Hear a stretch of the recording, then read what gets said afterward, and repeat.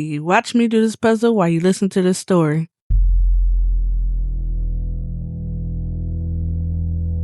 Part 2. She was already inside. Darius stood frozen in his room. The doorknob slowly turned. The door creaked open just a few inches. Darkness filled the hallway behind it, thick and heavy like smoke. Then he heard her breathing, slow, wet, like something that hadn't used lungs in a long time. Darius grabbed the lamp beside his bed and held it like a weapon. "Who's there?" he shouted. Even though he already knew, the bedroom door opened wider. A long gray hand slid around the edge of the doorframe. The fingers were too long. The joints bent the wrong way. Then her head slowly leaned into the doorway. Her hair hung over her face again, dripping wet like she had just climbed out of a river. But this time she wasn't smiling. She was sniffing the air, like an animal tracking something. Her voice came out dry and cracked. Darius backed toward the window. "I didn't let you in." Her head twitched suddenly. "Yes, you did." Her arm lifted slowly and pointed directly at him. "You spoke to me." Her finger moved again. "Watch me." Another slow step into the room. "You saw me. Now I see you." The floorboards groaned under her feet as she stepped inside, but something about the way she moved made Darius feel sick. She wasn't walking normally. Her legs bent too far. Her arms dragged slightly behind her like they were too heavy, like she was learning how to move the body she was wearing. Darius ran. He burst out the back door and sprinted straight to Miss Loretta's house across the dirt road. He pounded on her door desperately. "Miss Loretta! Miss Loretta!" The door opened quickly. She looked at his terrified face and didn't ask questions. She already knew. "She came inside, didn't she?" Darius nodded. Miss Loretta closed her eyes slowly. "Oh, Lord." She pulled him aside. "You weren't supposed to speak to her." "I didn't know." Miss Loretta grabbed a small wooden box from her table and opened it. Inside were open photographs, yellow newspaper clippings, and one very old black and white picture. She handed it to him. In the photo stood a woman wearing a long white dress. Behind her was the same forest behind Darius, the same tree line. Her name was Sarah Mayfield, Miss Loretta said. She lived out here almost 100 years ago. Darius stared at the photo. It was the same woman, the same hair, the same dress. "What happened to her?" Miss Loretta's voice dropped. "They say she went into the woods one night and something came back wearing her." Darius' stomach turned. "What do you mean?" Miss Loretta leaned closer. "That thing walking the tree line, that ain't Sarah." Her eyes slowly moved toward the dark woods outside. "That's whatever followed her out." Darius refused to go back to the house. But around 3:03 a.m., something woke him up again. The same feeling, the feeling of being watched. He slowly looked toward Miss Loretta's window, and his heart nearly stopped. She was there, standing across the road, in front of his house, perfectly still, her head tilted toward Miss Loretta's home. Even from far away, Darius could see her smiling. Miss Loretta slowly stepped beside him at the window. Her voice trembled. "Oh no." "What?" Darius whispered. Miss Loretta didn't look away from the woman in the road. "She don't belong to the house." Darius felt cold. "What do you mean?" Miss Loretta whispered the word slowly. "She belongs to the person who sees her." Darius felt his stomach drop. Outside, the woman slowly lifted her arm and pointed directly at Miss Loretta's house. Then she started walking across the road toward them.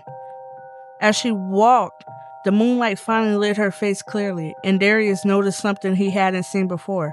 Her smile was getting wider, not naturally wider. Her skin was slowly splitting open at the sides of her mouth, stretching further and further, like something inside her was trying to get out.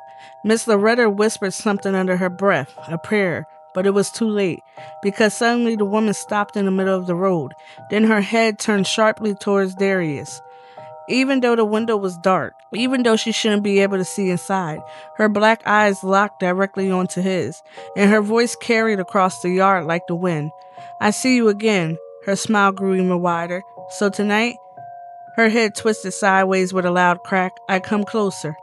Then the lights in Miss Loretta's house went out, and then the front door slowly opened. Darius and Miss Loretta stood frozen in the dark. Cold air drifted into the house, carrying a damp, earthy smell, like soil that had been turned over recently. Then came the footsteps, slow, dragging. They were already too close. Miss Loretta whispered, "Don't speak. Don't call it. Don't let it hear you clearly." But it was too late. A hand appeared around the edge of the door, long, gray, the fingers bent wrong, then her head followed, hair hanging over her face, shoulders twitching. She stepped inside like the house didn't belong to anyone anymore. "You saw me," she whispered. Her voice sounded layered, like two voices speaking slightly out of sync. "You spoke to me." Darius slowly backed up. "You watched me." Her head tilted sharply, "And now I don't have to stay outside." The thing moved further into the house, each step sounding heavier than it should have been, like something else was stepping with her. Darius noticed something that made his stomach drop. Her feet wasn't always touching the floor.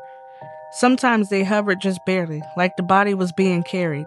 Miss Loretta stepped in front of him. "You don't belong here," she said firmly. The thing smiled, its lips cracked at the corners. "I belong wherever I'm seen." Then it lifted its head fully for the first time, and Darius saw its face clearly. It wasn't just wrong, it was unfinished. The skin didn't sit right. The smile stretched too far, like something had studied a human's face but didn't understand how to wear it.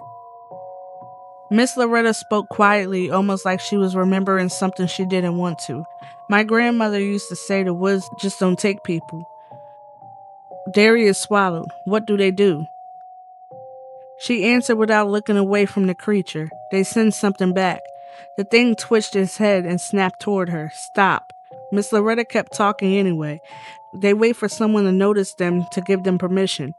Darius whispered, "Permission?" Miss Loretta nodded slightly. "Seeing it is the invitation?" The thing took another step, and speaking to it, Miss Loretta continued, "Is opening the door." The creature smiled wider. "Exactly." The lights flickered, then went out. Darkness swallowed the room. Darius could still see her, though. Her eyes glowed faintly now. Her body jerked forward suddenly.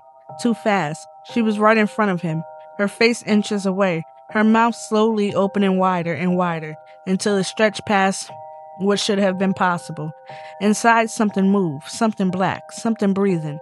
I waited so long, Darius grabbed Miss Loretta and put her back. "What do we do?" Miss Loretta reached into her pockets, hands shaking. "There's only one way to end it." The creature tilted its head. "You can't end something that never belonged here." Miss Loretta whispered, "No, but we can send you back."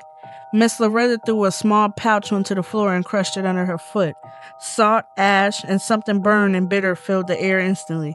The creature screamed, a horrible sound like metal bending and voices crying all at once.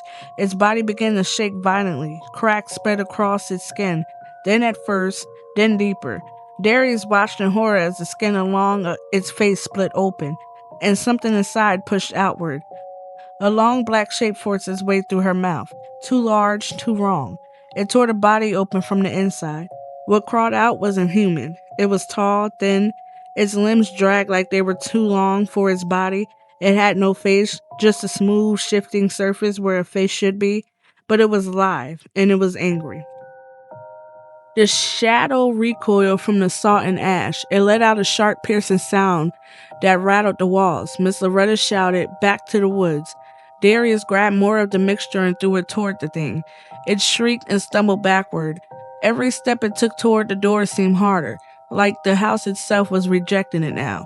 It reached the doorway, paused, then suddenly turned its head toward Darius. Even without a face, he knew it was looking at him. Then it spoke. "I will not forget you." Darius threw the last handful of ash. The creature let out a final scream and shot backward into the night, gone in an instant. Silence filled the room. The air felt lighter, warmer, like something heavy had finally left on the floor. Sarah's body laid still, empty, peaceful for the first time. Miss Loretta closed her eyes. She'd been gone a long time. Darius nodded slowly. "Yeah." They buried Sarah the next morning at the edge of the woods, but not too close, never too close. Days passed, then weeks. Nothing came back, no footsteps, no figure at the tree line, no feeling of being watched. For the first time since Darius moved in, the woods were just quiet, still, and normal. If you like that story or this puzzle, please be sure to like, comment, and subscribe. And until next time.